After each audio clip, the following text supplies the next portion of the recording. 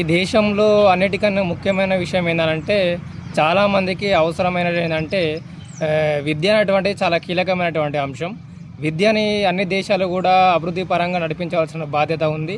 అదేవిధంగా ఈ దేశమే కాదు, ఆ దేశాన్ని అనుసరిస్తూ కూడా రాష్ట్రాలలో కూడా విద్యను బలోపేతం చేసినప్పుడే సమాజానికి ఒక మంచి నాయకుడిని కానీ, లేకుంటే సమాజంలో సోషల్ సర్వీస్ చేయడానికి కానీ, ఉన్నతమైనటువంటి స్థాయికి ఎదగడానికి కానీ ఒక అవకాశం ఉంటుంది. ఉన్నత విద్యా విలువ చదివినప్పుడు మాత్రమే ఆ వ్యక్తి ఉన్నత విద్యలు చదువుకొని దేశానికి కూడా ఎంతో కొంత తన వంతు సహాయాన్ని కూడా దేశానికి కూడా అందించిన వ్యక్తిగా వాళ్ళు చరిత్రలో నిలిచిపోయే అవకాశాలు ఉంది. కానీ ఈరోజు మన దేశంలో చూస్తుంటే విద్య అనేటువంటి కేవలం ప్రభుత్వ పాఠశాలలే కాదు, విద్య అంటే ప్రభుత్వ పాఠశాలతో పాటు ప్రభుత్వ లైబ్రరీలను కూడా మనం బలోపేతం చేయవలసినటువంటి అవసరం ఉంది. ఎందుకంటే ఈ దేశంలో మనం గతంలో ఒక రాజా రామ్మోహన్ రాయ్ లైబ్రరీ ఫౌండేషన్ వారు ఈ దేశంలో ఉన్నటువంటి లైబ్రరీ మీద ఒక సర్వే నిర్వహిస్తే ఈ దేశంలో ఉన్నటువంటి ప్రభుత్వ లైబ్రరీలు అధికారికంగా నమోదైనవి కేవలం 45,000 మాత్రమే ఉన్నాయంటే ఒకసారి మనం ఆలోచన చేయవలసినటువంటి అవసరం ఉంది. అదేవిధంగా యునెస్కో వారు ఒక సర్వే చేసిరు. ఈ దేశంలో ఎంత జనాభా ఉంది, ఎంత లైబ్రరీ అవసరం అని అనుకుంటే యునెస్కో వారు ఈ దేశంలో దాదాపు 13 లక్షల పైగా లైబ్రరీ అవసరం ఉంది దేశానికి. ఆ జనాభాతో పోలిస్తే 13 లక్షల పైగా లైబ్రరీ అవసరం ఉందని చాలా స్పష్టంగా చెప్పింది.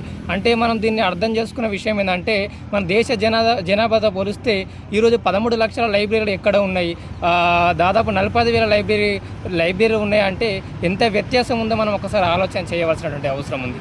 ఎందుకంటే ఈరోజు నేను ప్రభుత్వానికి కూడా విన్నవించేది ఏంటంటే ఈ రాష్ట్రం ఏర్పడింది అన్నటువంటిది విద్యా విషయంలో చాలా కీలకంగా పోరాటాలు నడిచినాయి. ఈ రాష్ట్రంలో కూడా జరగవలసినటువంటి ఇంకో ఉద్యమం ఏంటంటే లైబ్రరీ తరహాలో ఒక ఉద్యమం నడవలసినటువంటి అవసరం ఉంది. గతంలో ప్రొఫెసర్ కోదనం సార్ కూడా ఒక మాట చెప్పిండు, లైబ్రరీల కోసం మనం బలోపేతం చేయవలసిన అవసరం ఉంది. ప్రతి యువకుడు కూడా లైబ్రరీ కోసం ఆలోచన చేయవలసినటువంటి అవసరం ఉంది. లైబ్రరీ అనేటువంటిది ప్రభుత్వ పాఠశాల గ్రామీణ వ్యవస్థలో ఎలాగుంటుందో ఒక 1000 మందికి ఒక లైబ్రరీ ఉంటే ఒక ఉన్నతమైనటువంటి శిఖరానికి ఎదగడానికి ఒక అవకాశం ఉంటుంది. లైబ్రరీకి పోతే అనేక విషయాలు తెలుసుకోవడానికి అవకాశం ఉంటుంది. లైబ్రరీ నుంచి అనేక మంది సమాజంలో ఒక మంచి నాయకులుగా తయారైన సందర్భాన్ని మనం చూస్తాం. ఇలా లైబ్రరీలతో కుస్తీపడి పోటీ పరీక్షలలో కూడా మనం అనేక మంది విజేతలుగా నిలిచినటువంటి సందర్భాన్ని మనం చూస్తాం. ఈరోజు మనం మిగతా దేశాలను చూస్తుంటే మనకు అమెరికా కావచ్చు, లేకుంటే ఫిన్లాండ్ కావచ్చు, మనకి ఇంకా కొన్ని దేశాలలో కూడా లైబ్రరీని చాలా అద్భుతంగా డెవలప్మెంట్ చేస్తారు. అదేవిధంగా మన దేశం ఇంకా లైబ్రరీ విషయంగా పరంగా ఈ దేశంలో ఉన్నటువంటి వ్యవస్థ లైబ్రరీ పరంగా ఎందుకు ఇంకా డెవలప్మెంట్ జరుగుతుంది అన్న విషయాన్ని మనం చాలా అర్థం చేసుకునేటువంటి అవసరం ఉంది. ఎందుకంటే సింగపూర్ లాంటి దేశాలలో కూడా ఎక్కువ లైబ్రరీకి ప్రియారిటీ ఇస్తారు. కానీ మన దేశంలో లైబ్రరీని కూడా ప్రియారిటీ ఇవ్వాలని చెప్పినటువంటిది ఈ సందేశాన్ని మీకు ఇద్దామనుకుంటున్న ప్రభుత్వాలు కూడా దృష్టి పెట్టవలసిన అవసరం ఉంది. ప్రభుత్వాలతో పాటు స్థానికంగా ఉన్నటువంటి ఎమ్మెల్యేలు కూడా లైబ్రరీల కోసం